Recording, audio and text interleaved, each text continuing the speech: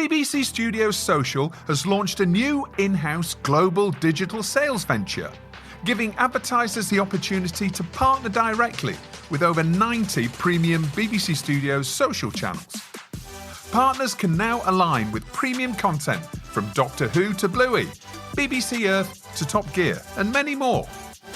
Captivating digital audiences with innovative, safe, award-winning social-first content, BBC Studios Social is now offering advertising, sponsorship, and branded content opportunities across all of their social platforms.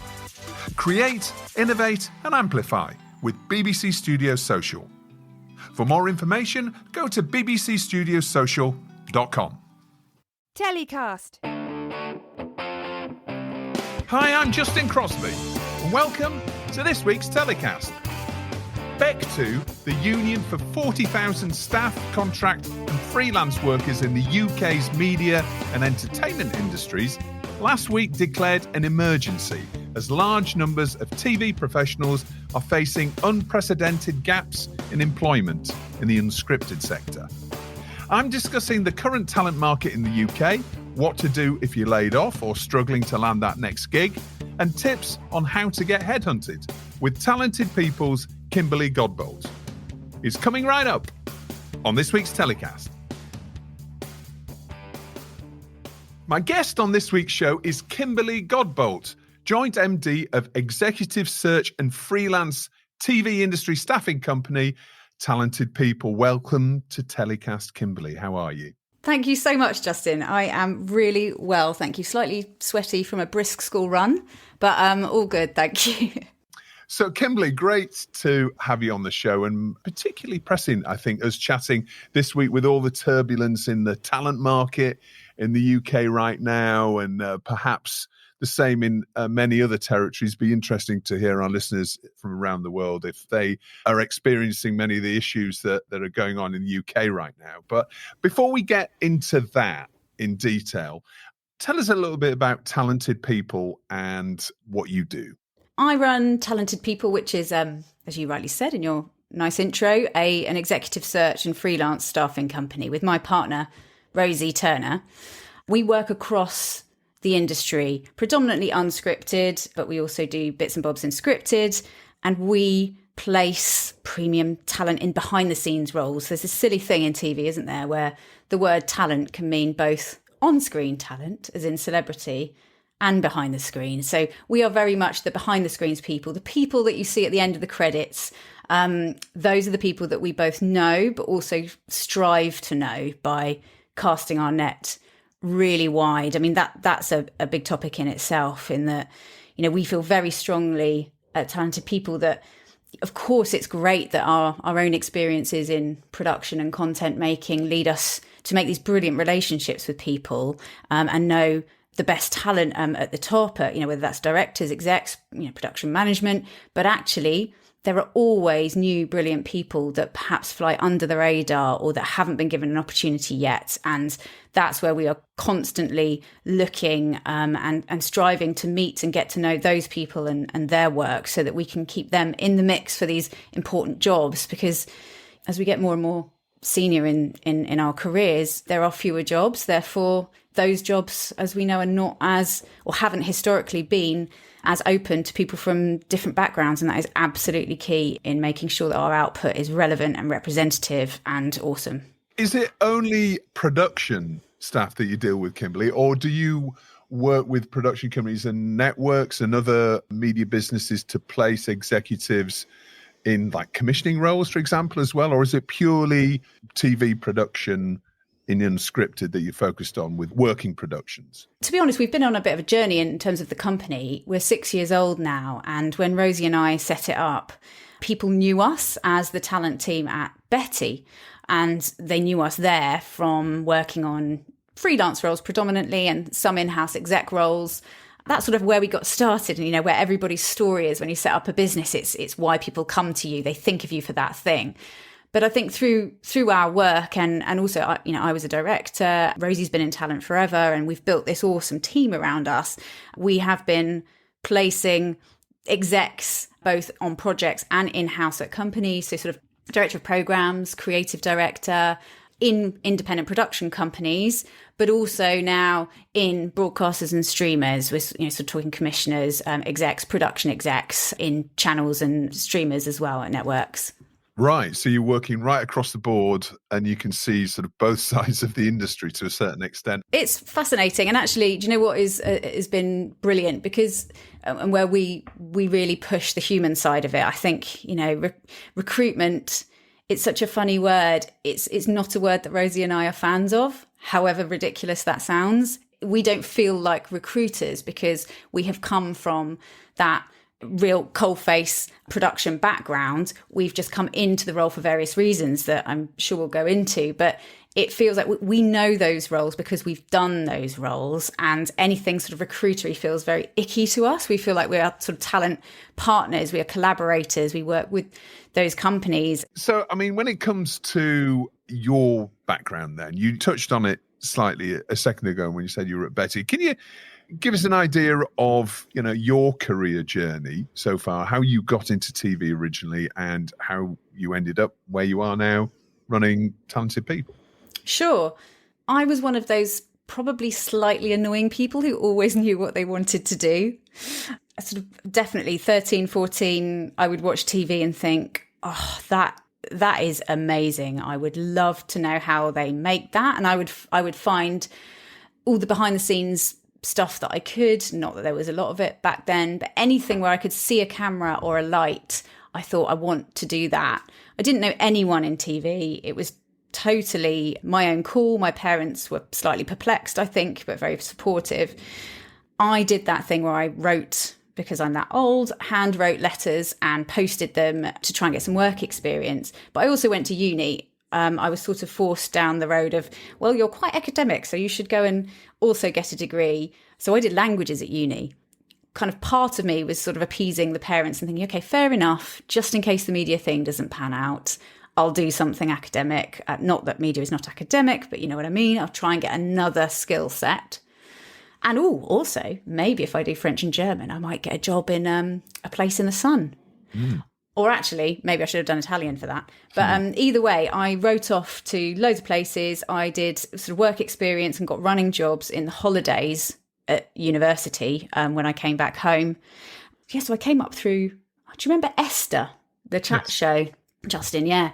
I did that. That was brilliant. I did some running on things like Fame Academy.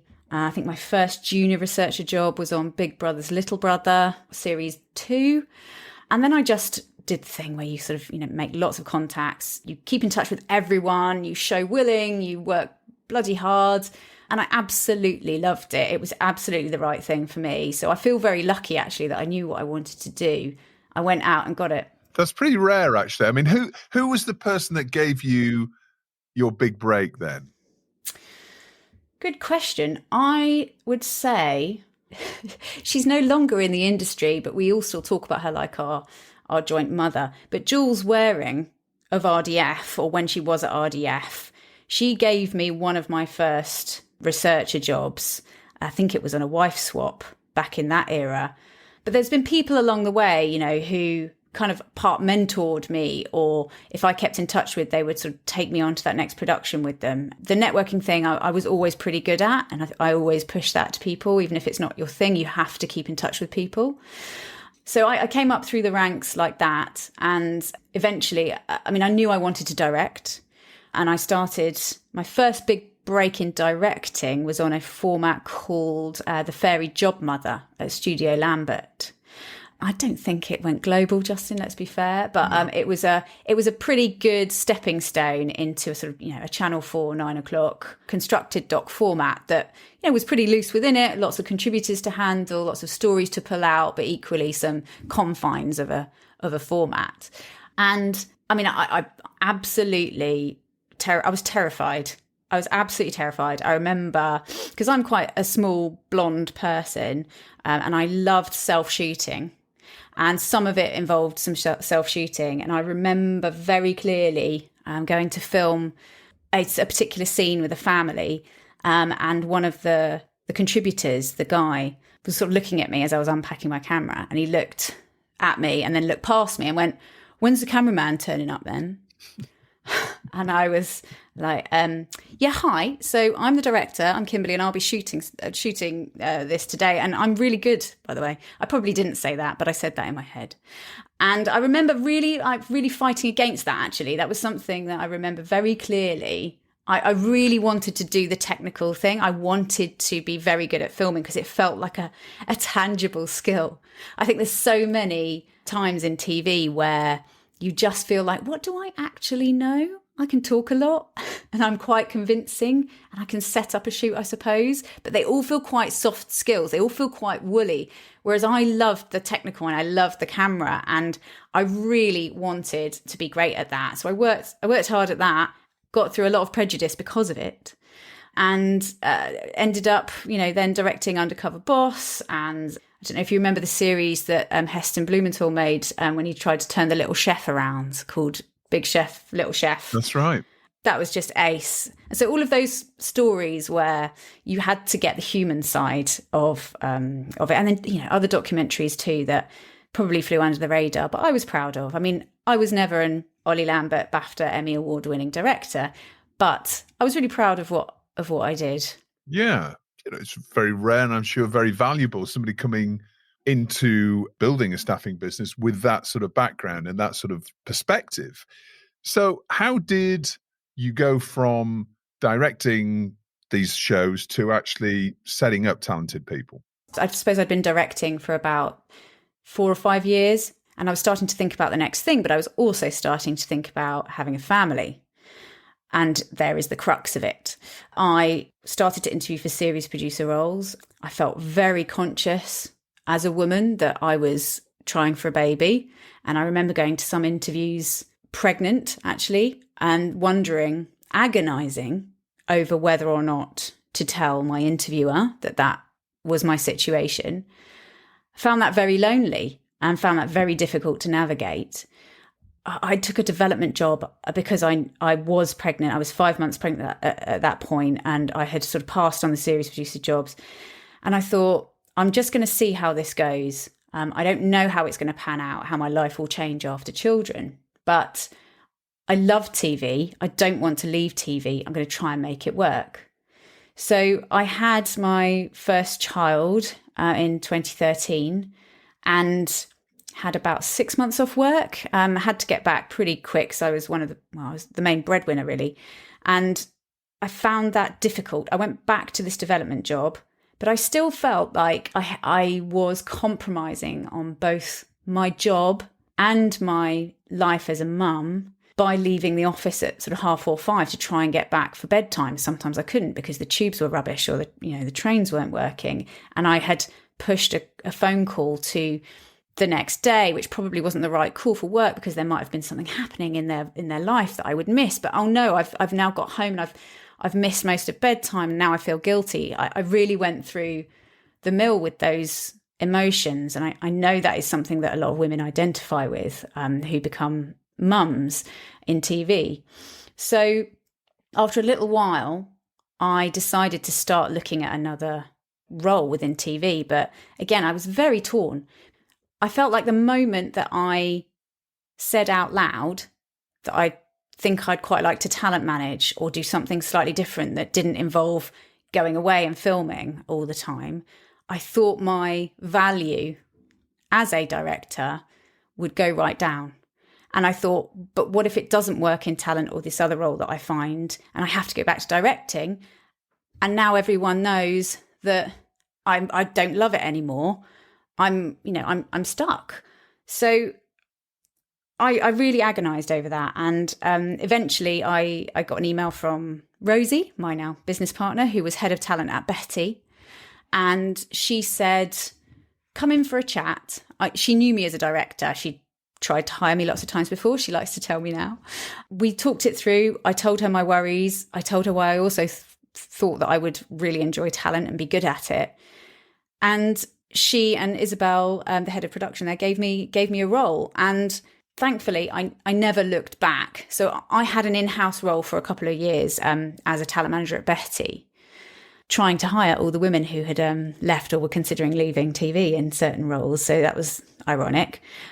But I felt I'd found a career doing something where I could still bring great value, great knowledge, but without having to drop everything at the last minute and go away and not see my children for a couple of weeks. So I worked in that role at Bectu for, I think it was nearly 3 years, and I had my second child while I was there. Not literally while I was there, that would have been unpleasant for everybody. But I then came... TV though. Would have been good TV, you're right.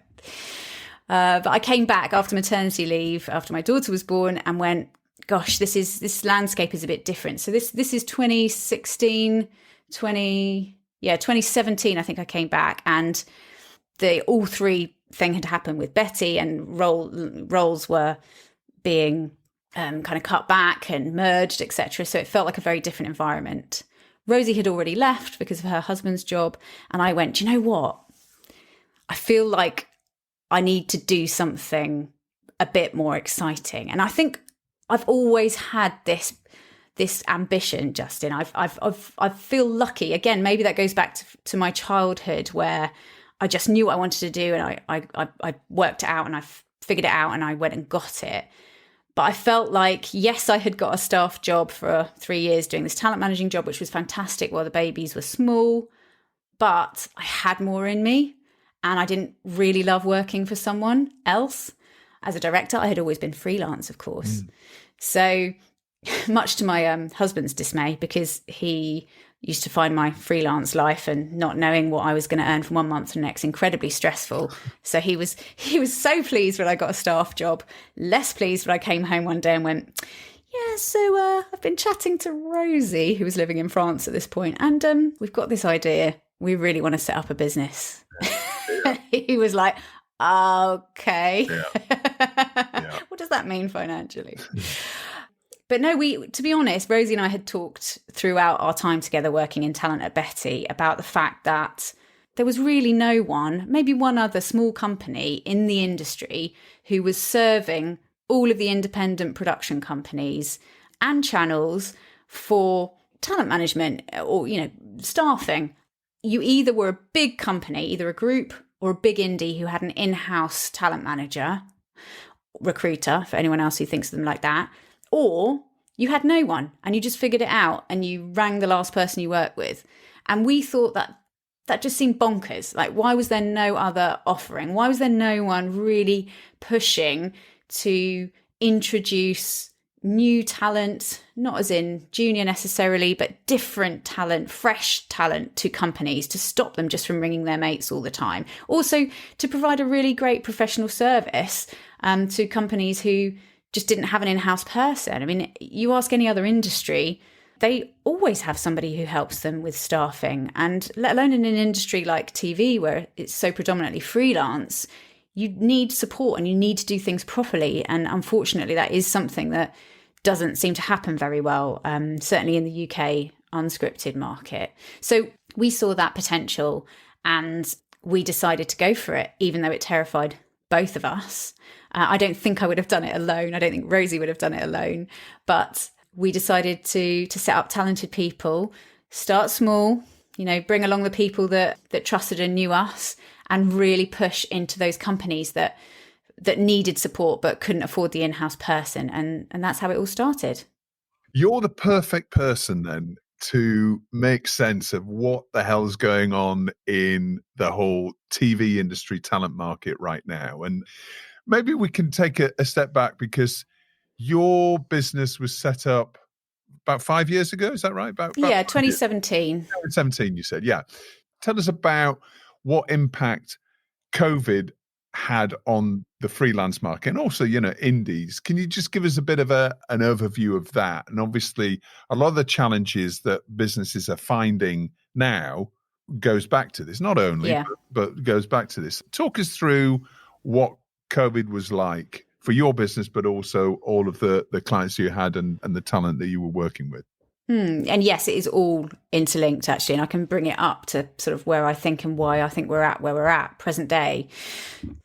When COVID hit, like everyone, all the work dried up, as we know. So 2 or 3 months, maybe not quite that long, everyone just went, oh my life, how can we ever film anything ever again? And also, lots of us have commitments, whether that's small children at home or elderly family that we were worried about that we had to look after, and it had to be priority. So I think everyone down tools for a couple of months just to cope.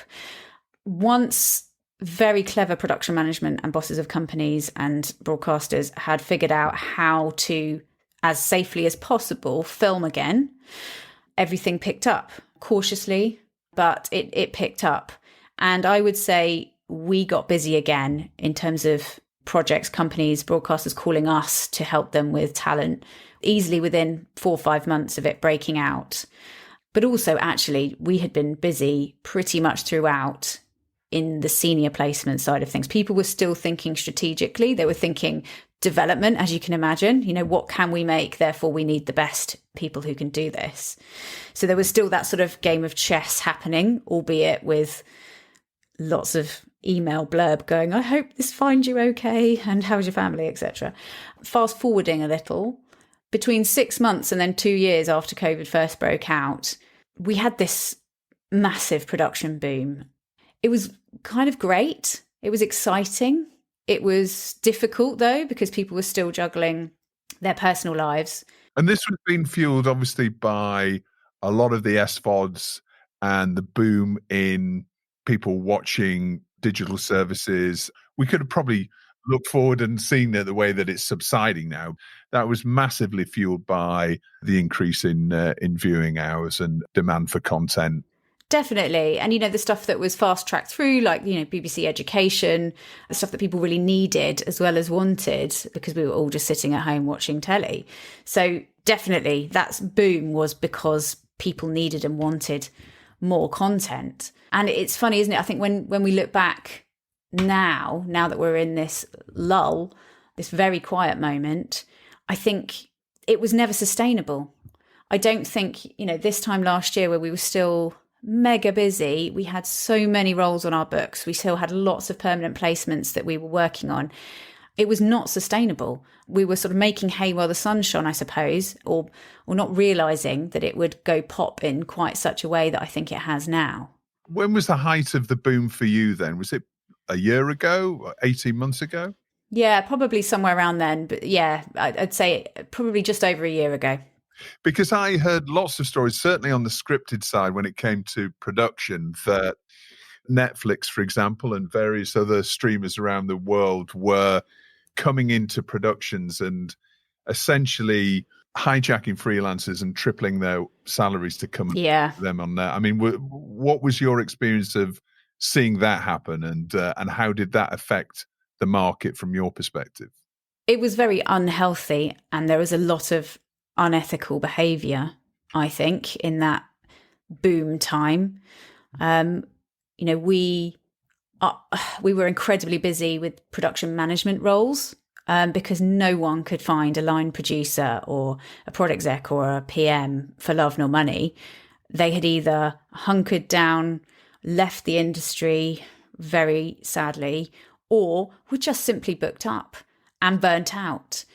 And there were all kinds of things going on that, I just don't think should have happened, nor would happen now, like people sort of gazumping, if you like, companies or other roles coming along and just going, well, we really need you, we really want you, so whatever you're on now, we'll pay you 200 quid a week more and you need to leave. And people would actually do that.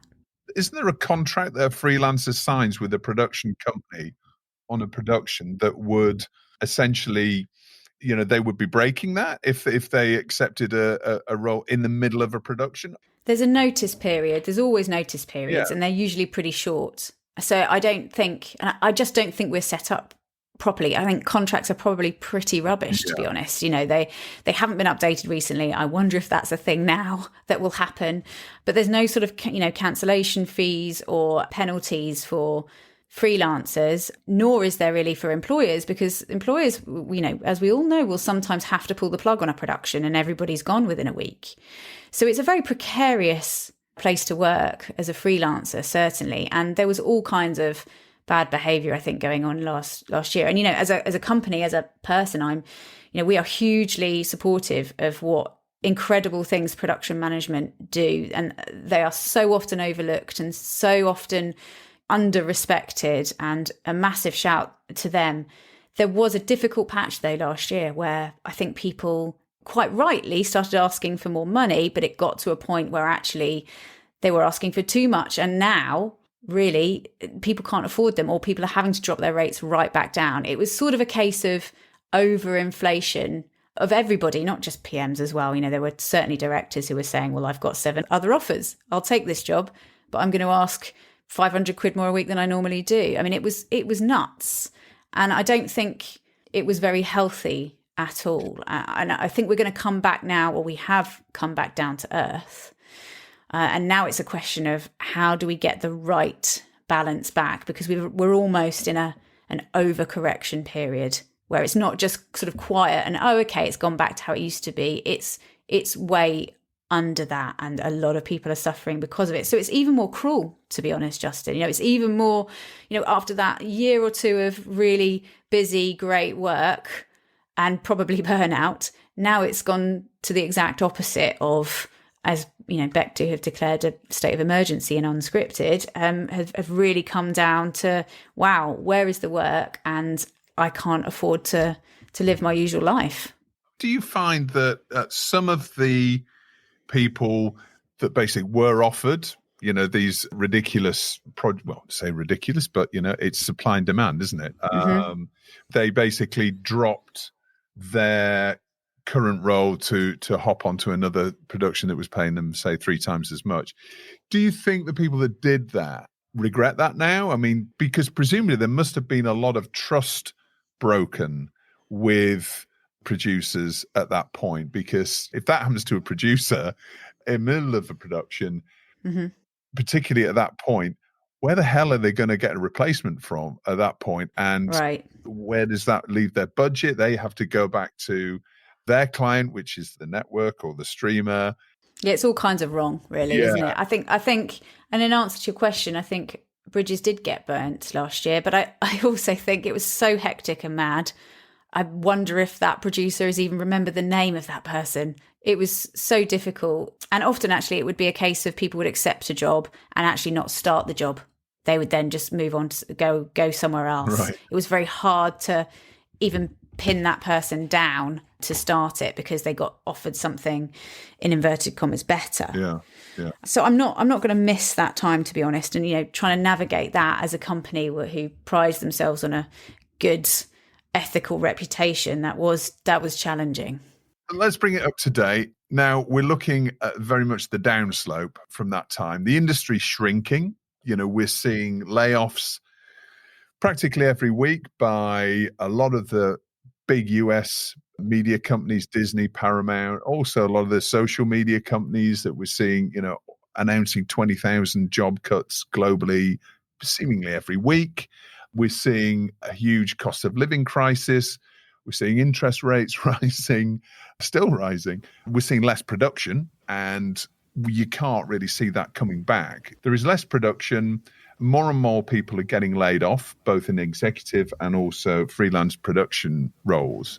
Mm-hmm. What advice can you give those people who've been cut? What crumbs of comfort can you give them? And what advice would you have to help them get back on the horse? Because particularly when it comes to, senior, or it doesn't need to be senior, it could be mid-management roles, working for a streamer or working for a big company, and they think, fantastic, I've made it, I'm at Disney or whoever it might be. Then, the brutal job cuts come, and then, where am I going to get my next gig from? What advice can you give those people? It is really, really challenging.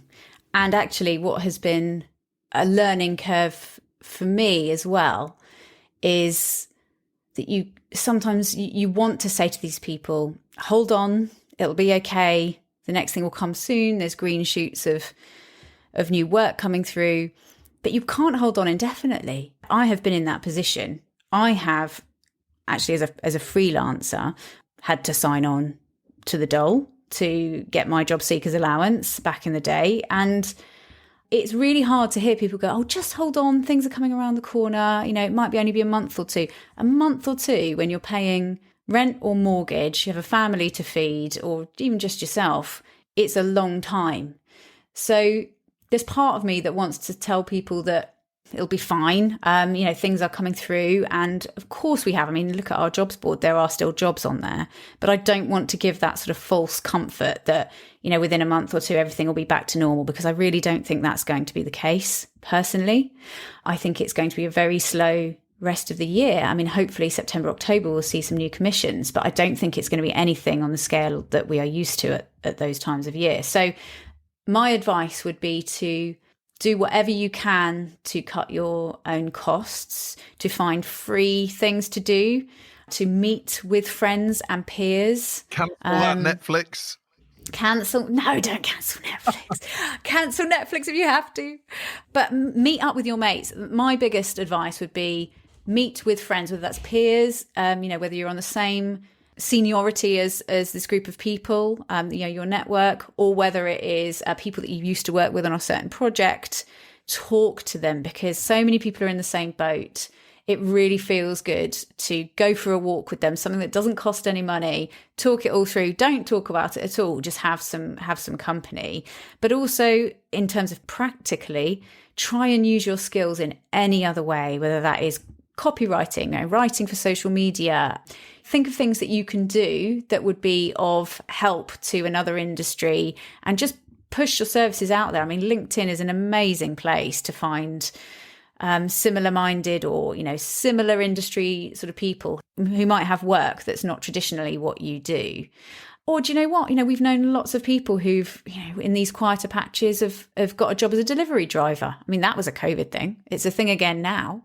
And that's okay. And people get really hung up on what are they going to put on their CV. And I would say, just don't worry. This is a case of survival. And every job that you do, or every moment in time, has a story. And you will find your own story from that. And you know what? More than anything, you will have an experience that will give you something else. I always find something comes out of the most unexpected thing. Out of a conversation you have with someone might spark an idea for development. A job that you might get at your local uni or school or whatever it is in this time might really make you think, I really want to do more of this. Be optimistic and find the sort of the glass half full side of things, and hunker down, save money, talk to people, and try and earn some money in some other way, and just don't get hung up on your CV. Yeah, because actually, somebody doing a job as a delivery driver or whatever that might be actually speaks a lot to character, doesn't it? I think if you're going for your next role, yeah, and it's not something to be embarrassed about. It's, if somebody who's been in a high-flying exec position, and then for whatever reason, the whole of their family income, if their partners also lose their job, which is very possible at the moment. Yeah, it really is. It's about survival. It is. And actually, if you're happy for me to talk about the Imposter Club. So our podcast, the Imposter Club, speaks exactly to this. We talk to senior industry figures who have had experiences you would never otherwise know, and who have overcome career challenges, personal problems, and who you look up to and assume have had maybe an easy ride, or you just never think that someone who runs a company or is a commissioner has got these sorts of stories. And the whole purpose of the Imposter Club is to bring the human side of this really challenging industry into your ears, and to help people feel reassured by the fact that they're not the only ones who don't know what they're doing from time to time and are blagging it, but also aren't the only ones going through difficult times and really wrestling with their own emotional roller coaster. And it really does put it into perspective when you hear the sorts of people that we talk to on the podcast, telling their story and giving their sort of hints and advice, and just being really vulnerable, to be honest, because I do really think as an industry, we are pretty rubbish at talking about how we feel. And it is a very subjective and cutthroat industry with a lot of bravado. And I'm not up for that. I am a say it how it is kind of person. And I'm more than happy to always talk about my own experiences. And I think that is what I'm trying to draw out from people, and to tell people it's okay to say, this has been really hard. It's okay to say, I was out of work for 6 months during this period and I went and did this. Yeah. It all builds your own story and will help you bring a different perspective to whatever you do next. And also, like you say, it shows character and resilience in these difficult times. How do people listen to your new podcast? Is it on all favorite podcast platforms? It is. It's on, it's the Imposter Club on all the usual podcasting apps, and also at theimposterclub.com. Go and check that out and have a listen. Now, moving forward about getting back onto the horse, 2 questions really. How do you get headhunted? Or how do you prepare yourself and make yourself more saleable to getting a new role? And maybe what are the biggest mistakes people make when they're trying to get back into work? Headhuntable. That's a good word that we just made up there, I think. How do you become headhuntable? Do you headhunt? Because I mean, Yeah. I know, when it comes to a talent business, because everybody wants to get headhunted. I know. It's very flattering, isn't it? I would love to be headhunted. Sorry, don't worry, Rosie. I'm not going anywhere. It's funny, isn't it? Because headhunting is this sort of dark art, I think, or something that goes on in the background that actually, until you're quite senior, you don't realise happens. And also, it's not something people really talk about. And I do understand why, because there is a little bit of, well, it's quite political. When you're moving somebody in a senior position from one company into another position at another company, you can understand why there would be sort of high tensions, and it's not the done thing to be completely upfront about it. So I do understand that you need to do it discreetly and professionally. However, I do think it's silly that people don't talk about it more. So I'm glad to be talking to you about it, to be honest, because it isn't a dark art. It's a case of being prepared, which means always having your latest CV up to date in case you get tapped up. It's about being prominent and being findable on places like LinkedIn. You need to be giving a lot, I think. These days, it's not enough really just to work in your role and do nothing more if you want to get on and if you want to do other cool, exciting things that are maybe outside your remit. I think you need to give a lot for free, actually. I think you need to build your profile, and not in a completely selfish way. I mean, there's always that agenda, of course, doing anything that gets your profile a bit higher up and out there. I really think you need to care about the industry that you're in, and you should deliver nuggets or big things for free to your network to make connections. I've done it. My team have done it. It's actually really rewarding, because the more you write, the more you find things and share them, and the more you read on other people's feed and connect with people, the more you grow. I'm constantly learning and growing in all kinds of areas, whether that's to do with diversity and inclusion, or to do with new genres or new talent that I didn't know. It's so important. So I think if you're putting your name out there, if you are putting your head above the parapet and being generous with your time and with your, intelligence, I suppose, then that is one really good way of being discovered, being headhunted, because I value those sorts of people, and I think you can get your personality across and your passions across, and it's then more than just your CV. Okay, and it doesn't have to be just writing on LinkedIn, does it? It could also be volunteering for an industry charity, or it could be an industry organization that is working towards positive things, whether that's diversity or whatever it might be. It could also be using the time that you've got in a positive way, which will bring you into contact with new people. Definitely. Going to industry events, speaking on panels, on podcasts. I think also, like you say, actually being part of an advisory board or film and TV charity. They do lots of brilliant things. Absolutely. I think getting out there and being generous and finding what you care about, I think that's That's important because you can't do stuff for free or write about stuff passionately if you don't care about it. It's got to be something that you want to change or you want to be part of it for a genuine reason. And now it's time for Story of the Week, where my guests get to choose their TV industry news stories from the past 7 days. Kimberly, what's your Story of the Week? It's got to be the feast to famine story in broadcast and lots of other publications, and Bectu's declaration of an emergency in unscripted. Right. Okay. So for our international listeners, Bectu is the industry union, essentially, and they've called an emergency over the freelance TV community, essentially not being any work out there at all. Talk us through the story. So in the world of unscripted, as you say, Justin, in the UK, certainly it's all that label bosses and freelancers can talk about, to be honest. It's the discussion we had about the post-COVID boom to the scarcity of work in 2023 so far. And the article talks through how much less work there is, how fewer roles there are, how fewer commissions there are this year compared to this time last year. And that, everybody kind of assumed that December, January, February was going to be a bit like the old winters, which didn't have much work.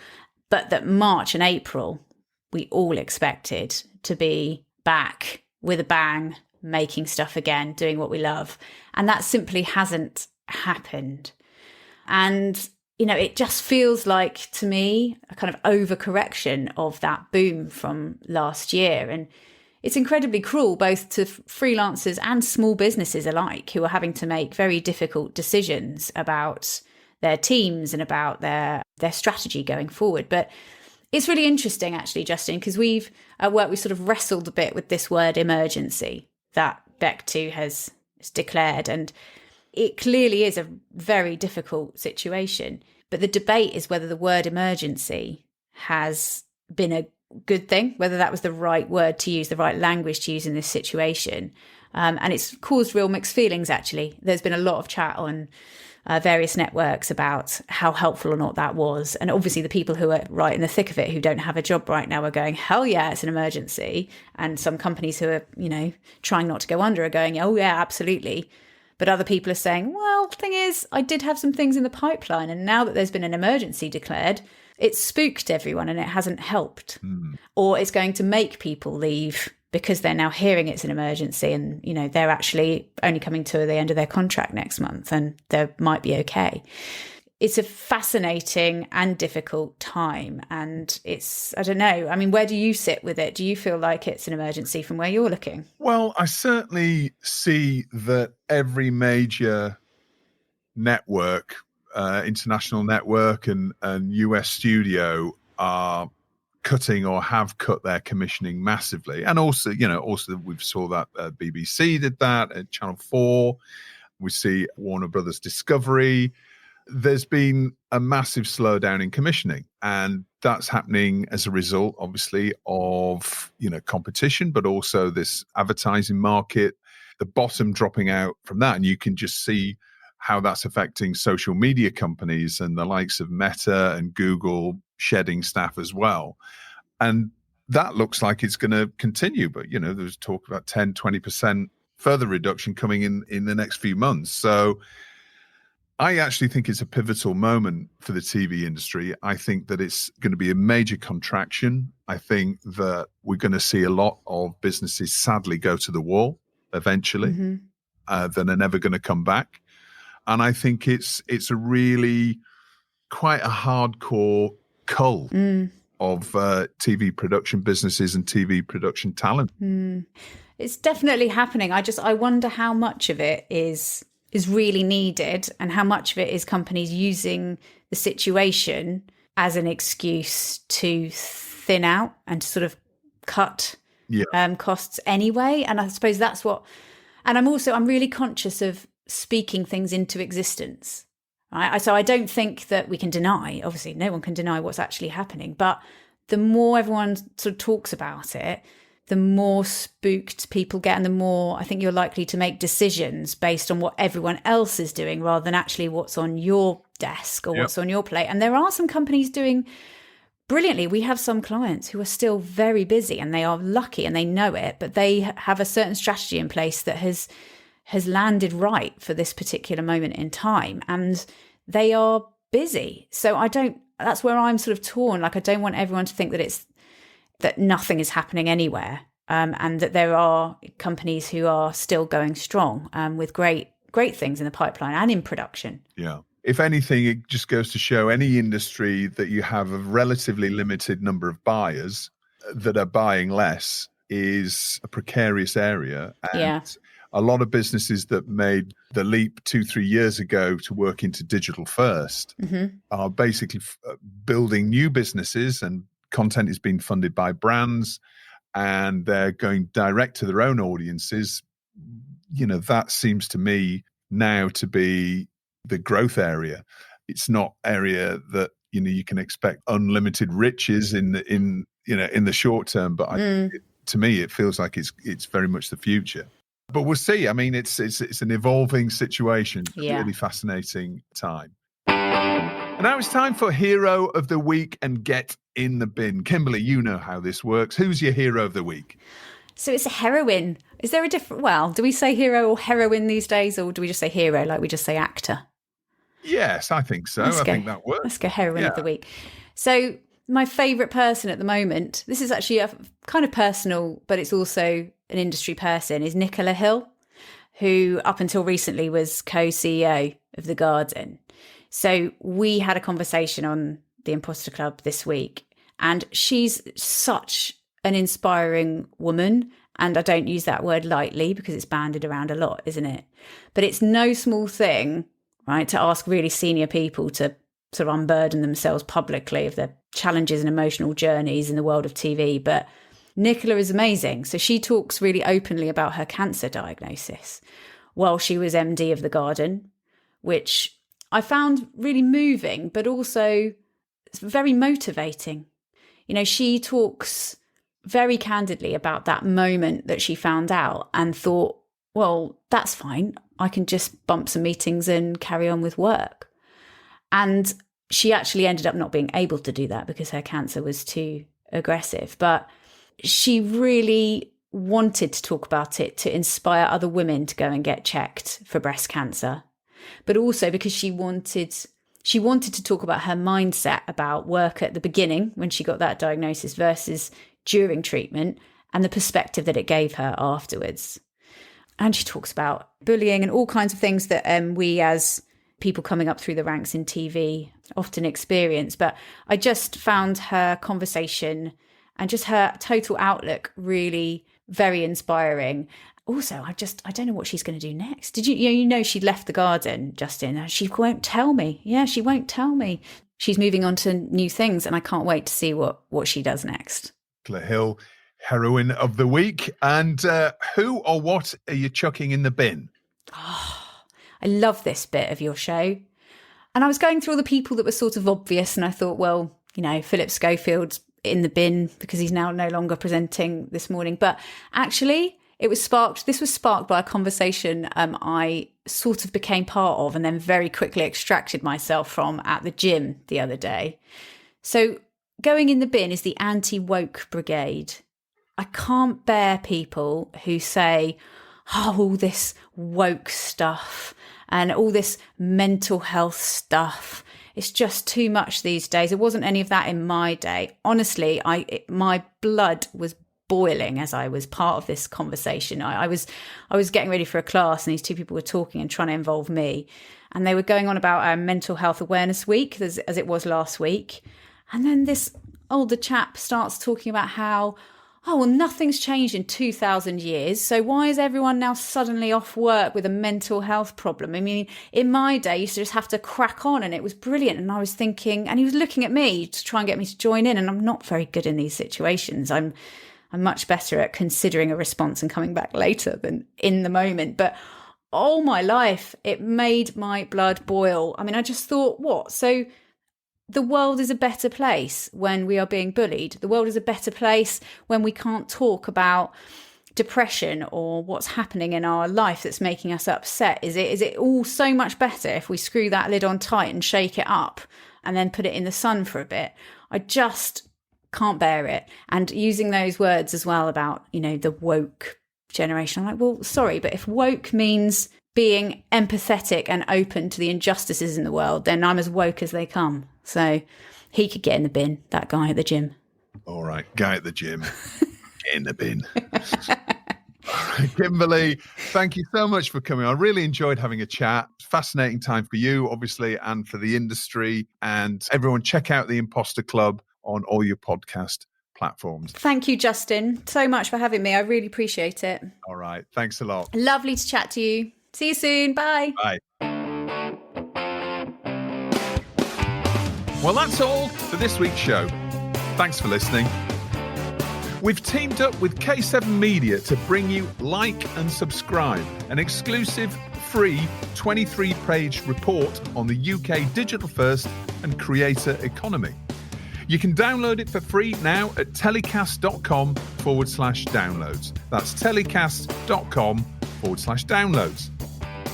TellyCast was edited by Ian Chambers and recorded in London. We'll see you again next week. Until then, stay safe.